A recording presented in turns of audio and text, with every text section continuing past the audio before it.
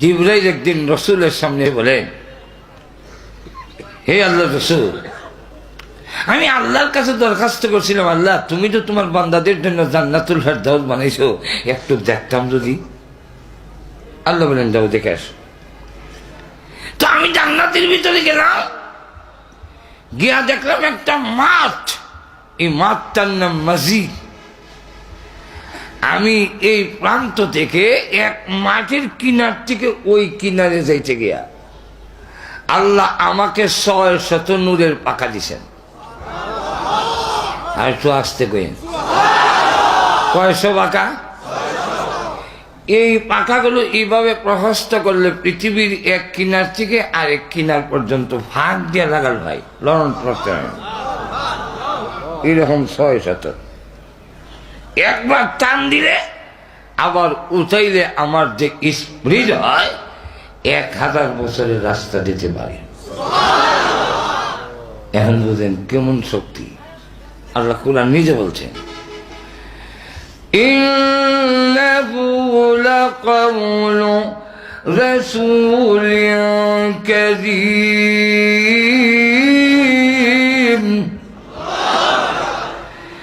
ذي قوة عند ذي العرش مكين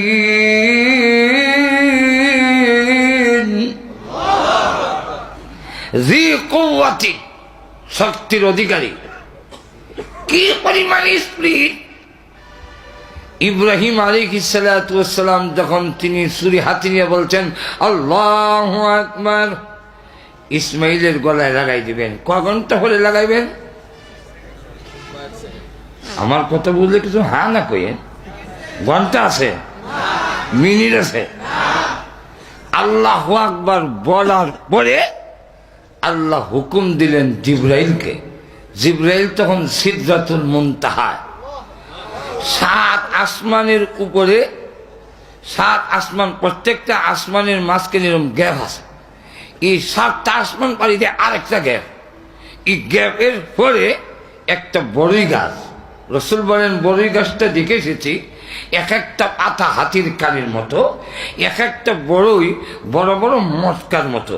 মুহাদ্দিসিন কেরাম বলেন দুনিয়ার পাল্লা বাজকিরায় ওজন দিলে এক একটা বড়ই 12 মণ ওজনের হবে। সেই বড়ই গাছের নিচে জিবরাইল বসা।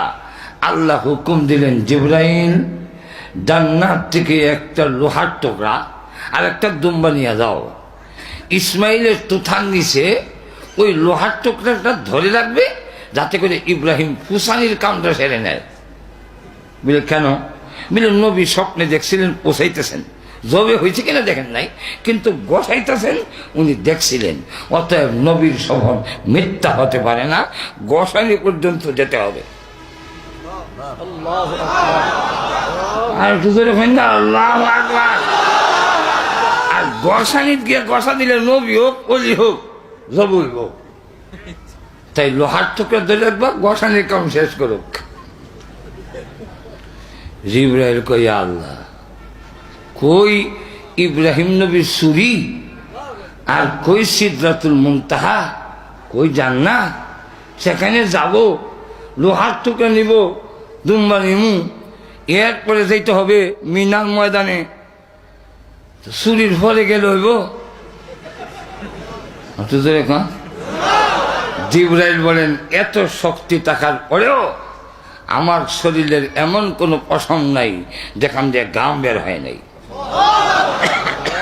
সমস্ত নূরের পাকা ছেড়ে দিয়ে টান দিলাম, আমি মিনার ময়দানে এসে দেখি ছুরি যায়নি, এখনো যাইতেছে, এর আগে আমি পৌঁছে গেছি। আরো 2টা জায়গা আছে, বলবো না, বলে হইল। আরেকটা জায়গা হইল ইউসুফ আলাইহিস সালামের ভাইরা ওনাকে মারধর করে, কাগজটা খুলে কমরের মধ্যে রশি বেঁধে কুয়াতে ছেড়ে দিলেন। অন্ধকার কুয়া, নিচে পাথর, হানি না। সেখানে ইউসুফ আলাইহিস সালাম গেলে পাথরে পড়ে, নবী হোক আর যাই হোক, পাথরে পড়লে কি মাথা ফাটবে না? আল্লাহ তখন হুকুম দিলেন, জিবরাইল ইউসুফকে কুয়াতে ছেড়ে দিছে, তুমি যাও। ইউসুফ নবী নিচে পৌঁছার আগে আগে তোমার নূরের পাকা বিষয়। জিবরাইল কয়, আমি কই আর কুয়া কই? এখন আমি আমার আল্লাহ শক্তি যা দিছেন, পাকা যা আছে সব ছেড়ে দিছি, যা টান দিলাম, কুয়ার নিচে গিয়ে তাকাই দেখি ইউসুফ আসতেছে। আমি পাকা বিছায়া ওনাকে গ্রহণ করলাম, জিজ্ঞাসা করলাম, ইউসুফ এখানে কেন? আমার ভাইয়েরা আমাকে ফেলে দিছে। কেন ভাই কি বাইরে এইভাবে ফেলে দেয়? কারণ আছে। কারণ কি? আমার আব্বা আমার বেশি মহব্বত করে। এই মহব্বত করা দেয় কথা বলছেন না? আমি এই ষড়যন্ত্রের শিকার হয়েছি। তো তোমার জামা কো বাইরে নিয়ে গেছে। তো জামাটা নিল কেন? জানি না। জামাটা নেওয়ার কারণ হইল বাবা থেকে বুঝাইতে হবে বাগে খাইছে। দেখেন আকলের কাজটা কি করছে। জামাটা একটা ছাগল বকরির ছুরি দেয়া জবাই করে ওর রক্ত দিয়া জামাটার রক্তে লাল রঙে করছে, ভিটামিন ক্যাটেবিন। আব্বাকে বোঝানোর জন্য বাগে খাইছে। আবার কান্দা, কান্দা কিন্তু অনেক জাতের আছে। এর মধ্যে একটা কাজ আছে নাটক কান্দা। নাটক নাটক নাটক এখান আসলে কোনো কান্দন না। ইদা ওয়াজাআহুম ইশাআন ইয়াবকুন,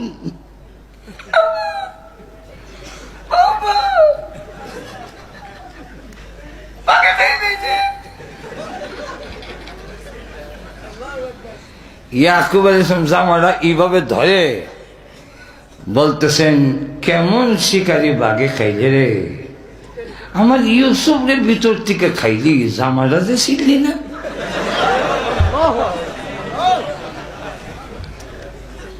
লক্ষ্য করে দেখি, লক্ষণীয় বিষয় হইল না বুঝেন, লক্ষণীয় বিষয় হইল ওরা বাবাকে বুঝাবার জন্য একটা ছাগল জব করে রক্ত দিয়া জামাটারে লাল করলো, কিন্তু ভাগে হামলা করলে তাবা দিলে যে জামা ছিঁড়া ছিন্ন ভিন্ন হবে, এতটুক বুঝ কেরান নাই। আগের কিচ্ছার থেকে কে বুঝছেন? এখন না আসেনি না নাই?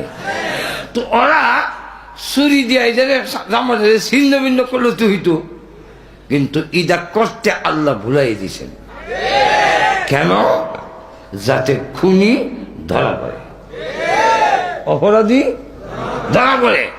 এই কারণে পৃথিবীর যত খুন আছে, যত খুনি আছে, যত মেধাবী হোক, যত চালাক হোক, খুন করার পরে একটা না একটা ভুল করবি সে।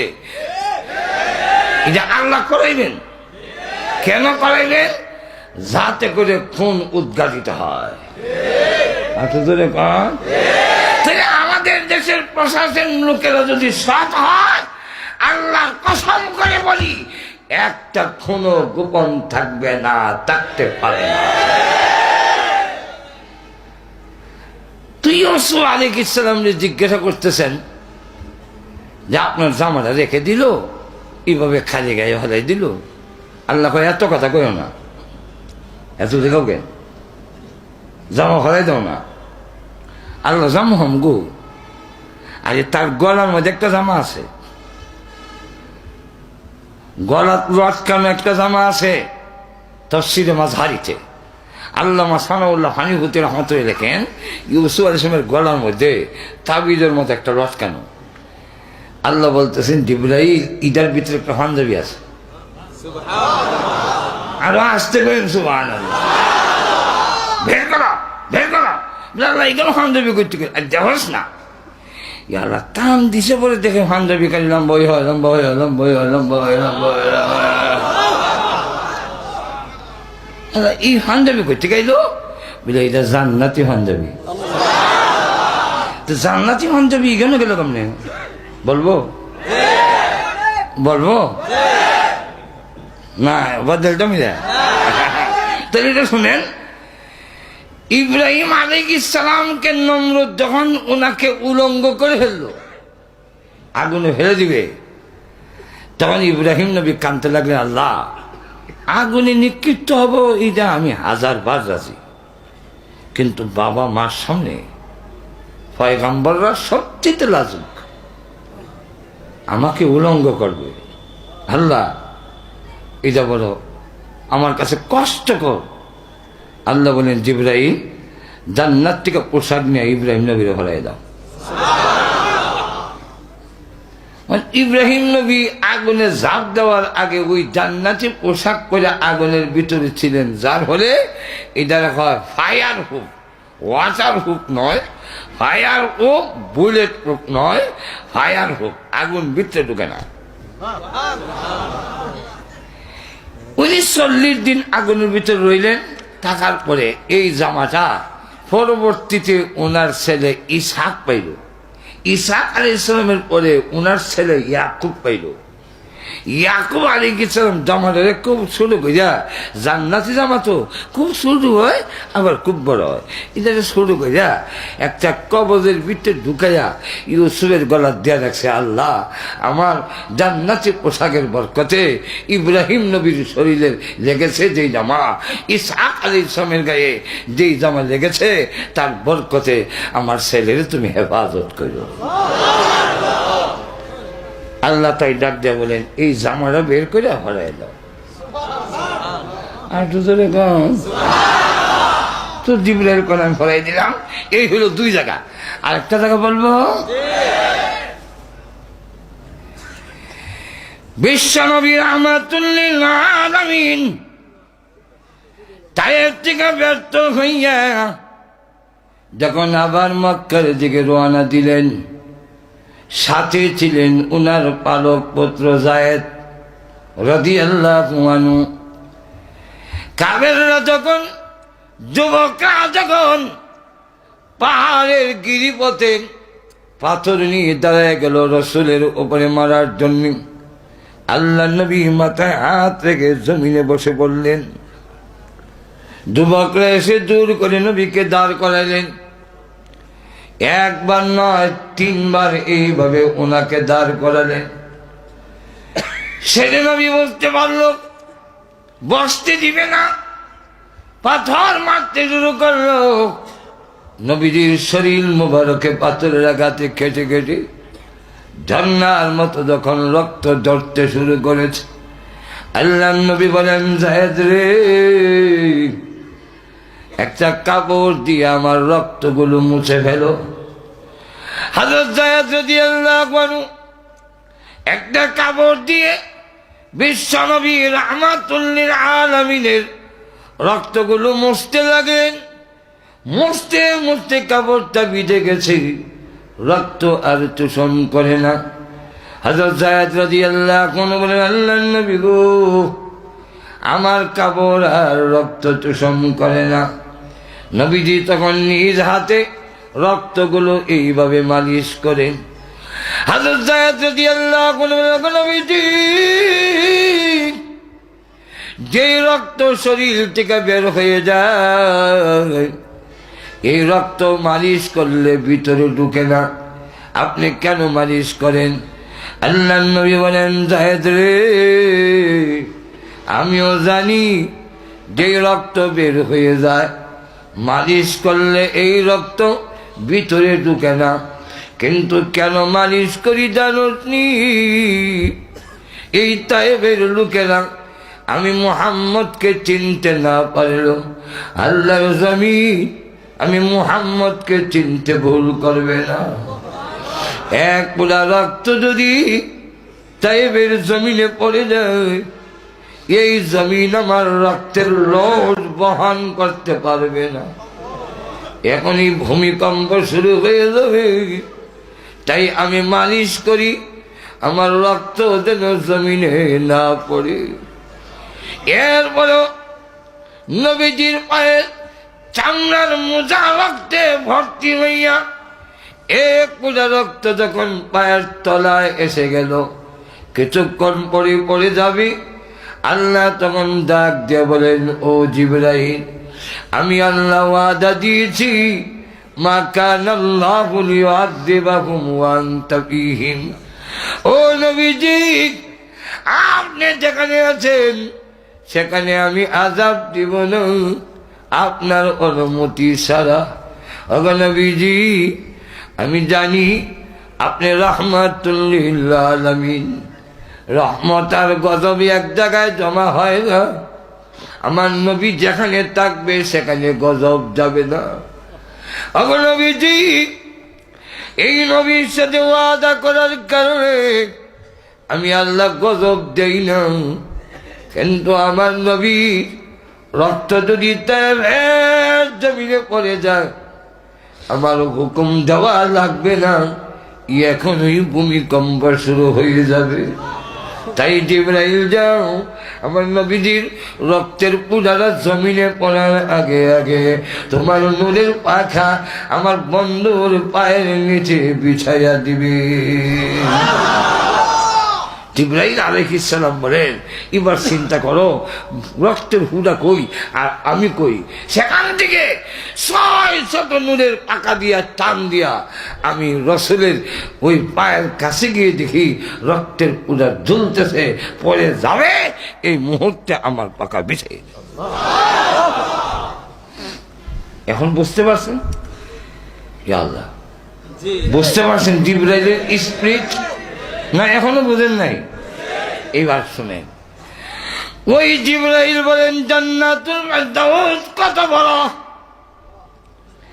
জান্নাতুল ফেরদাউসের ভিতরে যে ময়দান, এক মাথা থেকে আরেক মাথায়, এক সাইড থেকে আরেক সাইডে যাওয়ার জন্যে আমি আমার 600 নূরের পাকা ছেড়ে দিয়া 1 ঘন্টা নয়, 1 দিন নয়, 1 সপ্তাহ নয়, 1 মাস নয়, 1 বছর নয়, আমার পেশাব নাই, পায়খানা নাই, আমার খাওয়া লাগে না, আমার ঘুমানি নাই, ঘুম লাগে না। আমি ধারাবাহিকভাবে 70 বছর পর্যন্ত পাকা মারলাম, ওই ময়দানের কোনো কুল কিনার পাই নাই। এখন এবার বলেন, সেই জান্নাত যে হইব আর 10টা পৃথিবী সমান জান্নাত যে হইব, এটার তুলনায় মিসকিন না তো কিটা? আর তো জোরে বলেন।